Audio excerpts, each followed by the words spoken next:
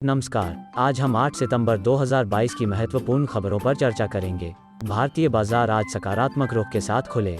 Nifty 17,750 के करीब खुला और उसके बाद चढ़ता रहा। सेंसेक्स 59,374 के करीब खुला और पूरे सत्र में सकारात्मकता बनी रही।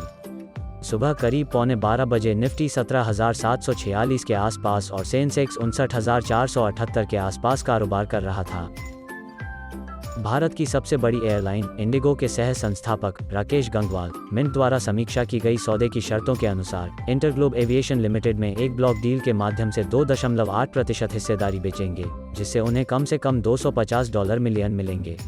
बेचने वाले शेयरधारकों में राकेश गंगवाल, शोभा गंगवाल और द चिंकरपू फैमिली ट्रस्ट सामूहिक रूप से राकेश गंगवाल प्रमोटर समूह शामिल हैं, जिनके पास 30 जून तक एयरलाइन में 36.6% हिस्सेदारी थी। National company law tribunal (NCLT) की मुंबई बेंच ने जी एंटरटेनमेंट एंटरप्राइजेज को ब्रॉडकास्टर सोनी के साथ प्रस्तावित विलय के लिए अगले महीने शेयरधारकों की बैठक आयोजित करने की अनुमति दी है।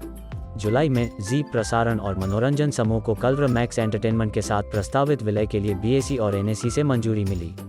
हालांकि पिछले हफ्ते यह बताया गया था कि भारतीय प्रतिस्पर्धा आयोग ने सौदेबाजी की शक्ति के बारे में चिंताओं को उठाया था, जो विलय की गई इकाई का आनंद ले सकती है, और कहा कि मामला आगे की जांच के योग्य है। सूत्रों के मुताबिक सिंगटेल की इकाइयों ने बुधवार को भारतीय एयरटेल की 1.76% हिस्सेदारी करीब 7,128 करोड़ रुपए में संयुक्त रूप से बेच दी। भारतीय एयरटेल के प्रमोटर भारती टेलीकॉम लिमिटेड ने खुले बाजार लेन देन के माध्यम से सिंगटेल इकाई पास्टल लिमिटेड से 6,602 करोड़ रुपए में 1.63% हिस्सेदारी खरीदी है। नेशनल स्टॉक एक्सचेंज NSE के पास उपलब्ध बल्क डील के आंकड़ों के मुताबिक भारती टेलीकॉम ने 9,62,34,427 शेयर खरीदे, जो कंपनी में 1.63% हिस्सेदारी के बराबर है। IT कंपनी ने मंगलवार को कहा कि टेलीकॉम गियर निर्माता नोकिया ने 130 देशों में अपनी कर्मचारी प्रबंधन प्रणाली को फिर से डिजाइन करने के लिए टाटा कंसल्टेंसी सर्विसेज का चयन किया है। समझौते के तहत TCS नोकिया की मानव पूंजी प्रबंधन प्रक्रियाओं को नया स्वरूप देगी और बेहतर कर्मचारी अनुभव के लिए सरलीकरण को बढ़ावा देने के लिए एक नया क्लाउड आधारित प्लेटफॉर्म तैनात करेगी। दुनिया के तीसरे सबसे अमीर व्यक्ति गौतम अदानी ने बुधवार को कहा कि उनका समूह हरित ऊर्जा और संबंधित व्यवसायों में $70 अरब का निवेश करने की अपनी प्रतिबद्धता के तहत 3 गीगा फैक्ट्री स्थापित करेगा।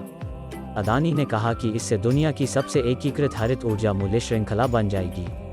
अदानी ने कहा कि ये गीगा फैक्ट्री और नियोजित निवेश समूह की मौजूदा 20 गीगावाट क्षमता और 3 मिलियन टन हाइड्रोजन को जोड़ने के लिए अतिरिक्त 45 गीगावाट GW नवीकरणीय ऊर्जा उत्पन्न करेगा, जो सभी 2030 से पहले पूरा हो जाएगा। कंपनी के एक वरिष्ठ अधिकारी ने बुधवार को कहा कि प्रमुख वाहन निर्माता मारुति सुजुकी SUV सेगमेंट को देश में अपनी कुल बाजार हिस्सेदारी बढ़ाने के लिए एक प्रमुख क्षेत्र के रूप में मानेगी। फिलहाल कंपनी की कुल बाजार हिस्सेदारी 45% से कम है और इसे बढ़ाकर 50% करने का लक्ष्य है। मारुति सुजुकी के वरिष्ठ कार्यकारी निदेशक शशांक श्रीवास्तव ने यहां संवाददाताओं से कहा कि गैर SUV सेगमेंट में कंपनी की बाजार हिस्सेदारी 65% से ज़्यादा है, जबकि SUV सेगमेंट में यह बड़ी नहीं है। कंपनी का मूल उद्देश्य समग्र बाजार हिस्सेदारी को 50% तक उठाना है। Aditya Birla fashion and retail limited ABFRL ने बुधवार को कहा कि बाजार नियामक SEBI ने विदेशी पोर्टफोलियो निवेशक कैलेडियम इन्वेस्टमेंट प्राइवेट लिमिटेड को आवंटित 2,195 करोड़ रुपए के शेयरों की लिस्टिंग पर छूट दी है। स्टॉक एक्सचेंजों से प्राप्त सैद्धांतिक मंजूरी के आधार पर आदित्य बिरला समूह की फर्म ने स्टॉक एक्सचेंजों को एक आवेदन किया था, जिन्होंने SEBI से संपर्क किया था और SCRR के नियम 19(7) के तहत नियम 19(2)(b) से छूट मांगी थी।